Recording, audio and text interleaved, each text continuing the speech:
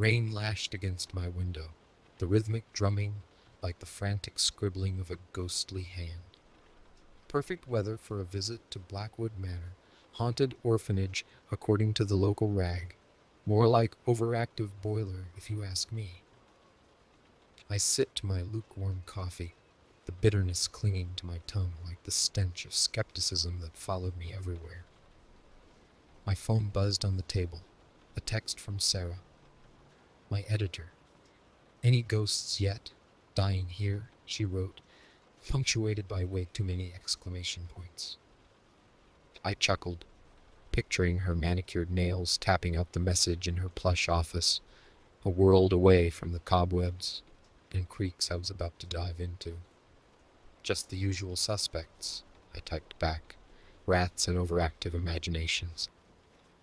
I tossed the newspaper clipping onto the table, the headlines screaming in bold black letters. Blackwood Manor. Spectral activity or overactive imagination?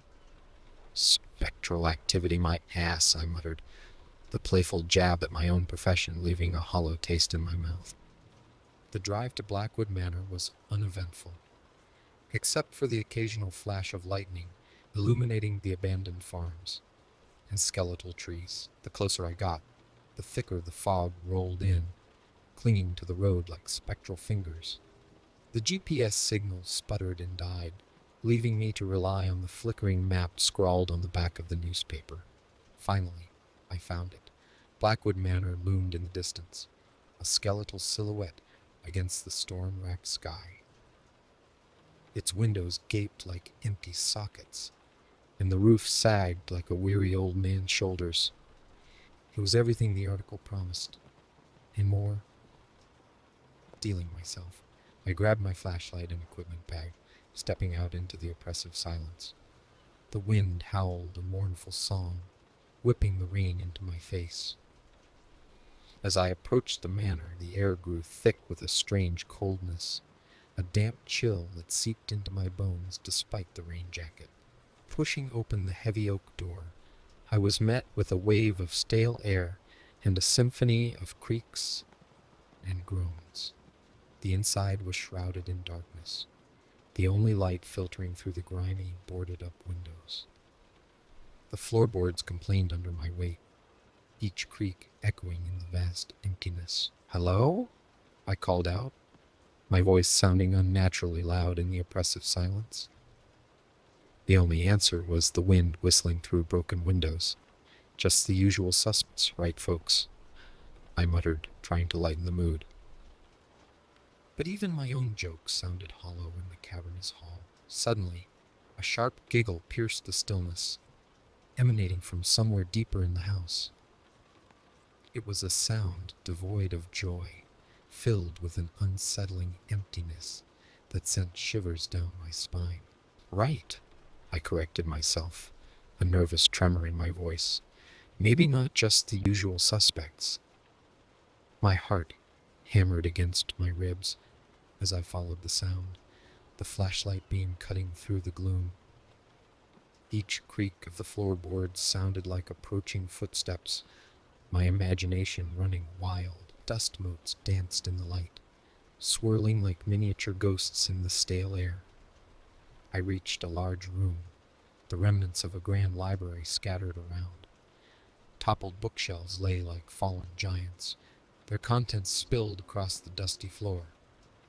A faint, sweet smell hung in the air, the cloying scent of forgotten childhood memories. A low moan echoed from a corner, sending chills down my spine. I aimed the flashlight beam towards the sound, revealing a rocking chair swaying back and forth on its own, a ragged teddy bear clutched in its skeletal-looking arms. "Hello?" I called out, my voice barely a whisper. The rocking chair stopped abruptly. In the silence that followed, I could almost swear I heard a sigh, filled with an indescribable sorrow. Suddenly, a flicker of movement at the edge of my vision. I whipped around, the beam of my flashlight landing on a faded drawing pinned to a peeling wall.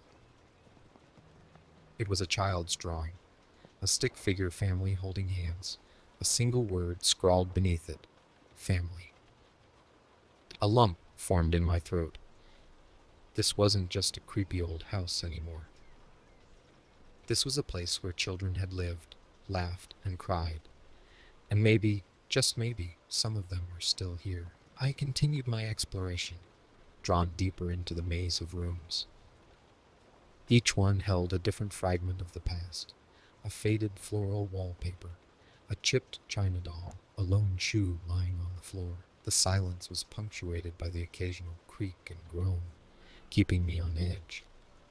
In a darkened hallway I saw it, a sliver of light filtering through a crack in the door at the end. Curiosity burned brighter than my fear, and I cautiously approached. I pushed the door open, the rusty hinges screaming their protest. The room was bathed in an eerie moonlight, spilling through a broken window. In the center, an old, leather-bound diary lay open on a dusty desk. My breath hitched in my throat as I recognized the handwriting, the same childish scrawl from the picture. I picked up the diary, my fingers brushing against the brittle pages. As I began to read, the words danced before my eyes. Each sentence, a chilling whisper from the past. It spoke of harsh punishments, of loneliness and despair, of a life stolen in the name of care. A wave of anger and sadness washed over me. These weren't just spooky stories. These were the cries of innocent children, trapped in a place they could never escape. I slammed the diary shut, the sound echoing through the silent room. My heart pounded, a mix of fear and determination coursing through me. This wasn't just about investigating a haunted house anymore. This was about uncovering the truth, giving a voice to the voiceless. Taking a deep breath, I steeled myself. Whatever awaited me deeper in the manor, I was determined to see it through. The air in the attic was thick with dust and a sense of foreboding. Each creak of the rickety ladder felt like a warning, but determination pushed me onward. I pushed open the dusty hatch, the rusty hinges groaning like a banshee in pain. Inside, the air hung heavy and still.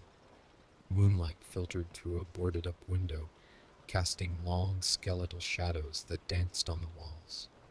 Cobwebs, thick as fishing nets, draped from the rafters, and the floor was littered with forgotten toys, a silent testament to lost childhoods. But the most unsettling sight wasn't the dusty furniture or the cobwebs. It was the children, dozens of them, translucent figures huddled in the corner, their faces pale and filled with an indescribable sadness. My breath hitched in my throat. They weren't figments of my imagination, not anymore. They were real, their sorrow and despair palpable in the stagnant air. A small girl, her form shimmering like moonlight on water, drifted towards me. Her eyes, large and luminous, held a deep well of pain. "Help us," she whispered, her voice barely a breeze rustling through dry leaves. I swallowed, my voice thick with emotion. "I'm trying," I stammered, feeling the weight of their unspoken stories pressing down on me. The other children began to stir, their translucent forms shimmering with renewed hope. They surrounded me, their whispers painting a picture of a world filled with cruelty and neglect. They spoke of a man, the orphanage founder, whose heart was as cold as the winter wind. As their stories unfolded, a chilling realization dawned on me. This wasn't just about a haunted house. It was about a dark secret buried within its walls. A secret that needed to be brought to light. Suddenly, a cold hand clamped onto my shoulder. I whirled around, but there was nothing there. Yet, the icy touch lingered, sending shivers down my spine. "Who's there?" I called out, my voice echoing eerily in the vast emptiness. Silence. Then, a faint sound, barely audible, a whisper of laughter. It was like the rustling of dead leaves, light and playful, yet filled with a chilling emptiness. My heart hammered against my ribs, a cold fear gripping my chest. This wasn't just about uncovering the truth anymore. This was about facing whatever darkness lurked within these walls, a darkness that seemed to feed on the pain and suffering of the children. I took a deep breath, the chill of the unknown biting at me. Whatever awaited me next, I knew I couldn't turn back. I had a promise to keep, a voice to lend to the voiceless. Stepping forward, I plunged deeper into the shadows of the attic, the echoes of laughter following me like a sinister melody. The attic tightened around me, the air thick with dust, and a sense of unseen eyes watching. The whispers had faded, replaced by an unnerving stillness. I felt the spirits of the children around me, their presence a silent plea for help. Pushing forward, I stumbled upon a hidden door, its hinges rusty and groaning like a tortured soul. My gut churned, but I knew I had to go on. Taking a deep breath, I pushed the door open, revealing a narrow, cobweb-draped staircase leading down. The descent was a nightmare. Each step creaked in protest, echoing in the suffocating darkness. The air grew colder, and a faint metallic tang filled my nostrils. Finally, I reached the bottom, stepping into a small, dusty room. Moonlight filtered through a barred window, illuminating a single object, a massive iron chest, its surface etched with intricate symbols. My heart hammered against my ribs as I approached, a sense of foreboding washing over me. As I pried open the chest, a wave of icy air blasted out, carrying with it the scent of decay and despair. Inside, nestled amongst moldy, yellowed papers, lay a diary bound in black leather.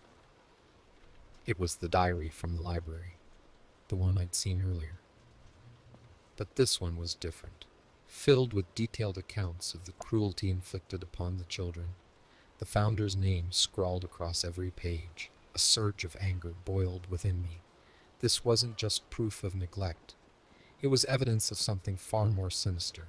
This diary, these children's stories, held the key to bringing the truth to light and exposing the darkness that had tainted these walls. My phone buzzed in my pocket, Sarah's name flashing on the screen. "Any updates?" she texted. I typed back a quick message, my fingers trembling with urgency. "Found something big," I wrote. Stuffing the diary into my bag, I bolted back upstairs, the whispers starting again, a chorus of anticipation swirling around me. Reaching the attic hatch, I pulled it open, sunlight flooding in.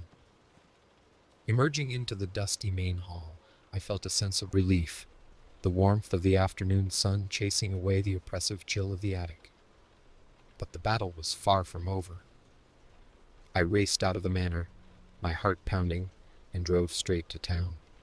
The evidence I carried was more than just a creepy story. It was a chance to give the children a voice, to bring their tormentor to justice.